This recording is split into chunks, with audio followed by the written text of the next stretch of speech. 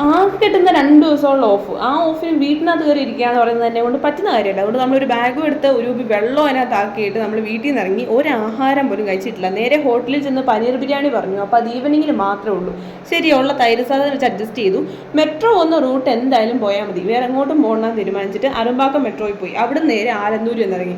ഇനി എങ്ങോട്ട് പോകുമെന്ന് ആലോചിച്ചപ്പോൾ സ്പെൻസർ പ്ലാസയിൽ പോകാൻ തീരുമാനിച്ചു. അവിടെ ചെന്ന് കുറച്ച് ഡ്രസ്സൊക്കെ എടുത്തു കഴിഞ്ഞാൽ മൈൻഡിൽ ഓക്കെ ആകും. മൈൻഡ് ഓക്കെ ആവാൻ പ്രശ്നമൊന്നുമില്ല, എന്നാലും ഓക്കെ ആവും. ഏരിയ ചെയ്ത് സ്റ്റുഡിയോയിൽ കയറി കൊടുത്തു. എന്തെങ്കിലും പുതിയ കളക്ഷൻസ് വന്നിട്ടുണ്ടോ നോക്കാൻ. സ്റ്റുഡിയോ ഇപ്പോൾ വന്നു രസമില്ല. പിന്നെ അവിടുന്ന് വേറൊരു കടയിൽ പോയി നമ്മളൊരു ടോപ്പ് മേടിച്ചു. പിന്നെ നോക്കിയപ്പോൾ ഈ ടോപ്പ് ഞാൻ കണ്ട് കുറേ നാളായിട്ട് എൻ്റെ കണ്ണിൽ പെട്ട് കിടപ്പുണ്ട്.